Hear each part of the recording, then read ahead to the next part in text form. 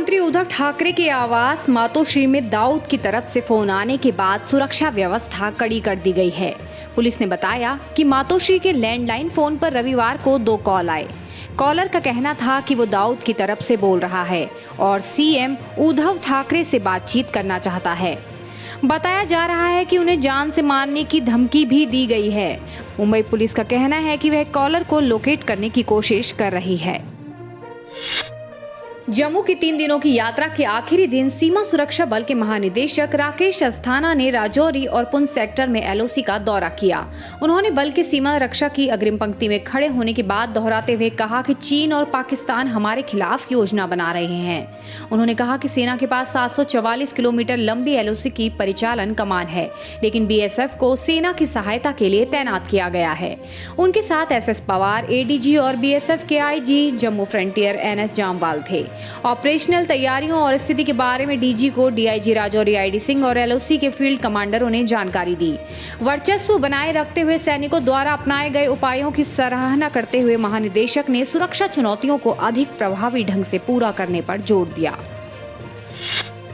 देश में corona virus से संक्रमित मरीजों की संख्या में दिनों दिन बढ़ोतरी हो रही है। सोमवार को देश में कोरोना संक्रमितों की संख्या 42 लाख को पार कर गई। केंद्रीय स्वास्थ्य मंत्रालय के आंकड़ों के मुताबिक पिछले 24 घंटों में 90,802 नए मामले रिपोर्ट किए गए।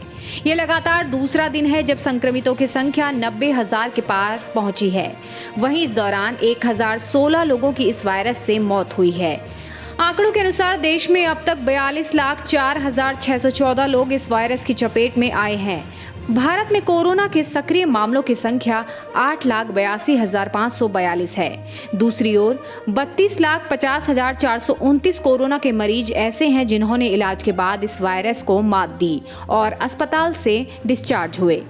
भारत में कोविड-19 से मरने वाले लोगों की संख्या 71,642 है।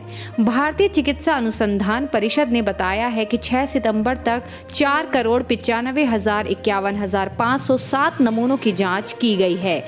इसमें से 7,20,362 नमूनों की जांच कल की गई है। राष्ट्रीय शिक्षा नीति को राज्यपालों के सम्मेलन के उद्घाटन सत्र को राष्ट्रपति रामनाथ कोविंद और प्रधानमंत्री नरेंद्र मोदी ने संबोधित किया है। सरकार की ओर से 29 जुलाई को नई शिक्षा नीति का ऐलान किया गया था। इस नीति पर अभी भी मंथन जारी है। पीएम मोदी ने कहा कि शिक्षा नीति में सरकार का प्रभाव कम होना चाहिए। वहीं राष्ट्रपति कोविंद ने कहा कि राष्ट्रीय शिक्षा नीति 21वीं सदी की आवश्यकताओं व आकांक्षाओं के अनुरूप देशवासियों को, विशेषकर युवाओं को आगे ले जाने में सक्षम होगी। पीएम मोदी ने अपने संबोधन में कहा, देश की आकांक्षाओं को पूरा करने का महत्वपूर्ण माध्यम शिक्षा नीति और शिक्षा व्यवस्था होती है। शिक्षा व्यवस्था की जिम्मेदारी से केंद्र, राज्य सरकार, स्थानीय निकाय सभी जुड़े होते हैं, लेकिन ये भी सही है कि शिक्षा नीति में सरकार, उसका दखल, उसका प्रभाव कम से कम होना चाहिए। उन्होंने कहा, शिक्षा नीति से जितना शिक्षक, अभिभावक और छात्र जुड़े होंगे, उतना ही उसकी प्रासंगिकता और व्यापकता दोनों ही बढ़ती है। देश की एस्पिरेशंस को पूरा करने का बहुत महत्वपूर्ण माध्यम शिक्षा नीति और शिक्षा व्यवस्था होती है। शिक्षा व्यवस्था की जिम्मेदारी से केंद्र सरकार, राज्य सरकार, स्थानीय निकाय सभी जुड़े होते हैं। लेकिन ये भी सही है कि शिक्षा नीति में सरकार, उसका दखल, उसका प्रभाव कम से कम होना चाहिए।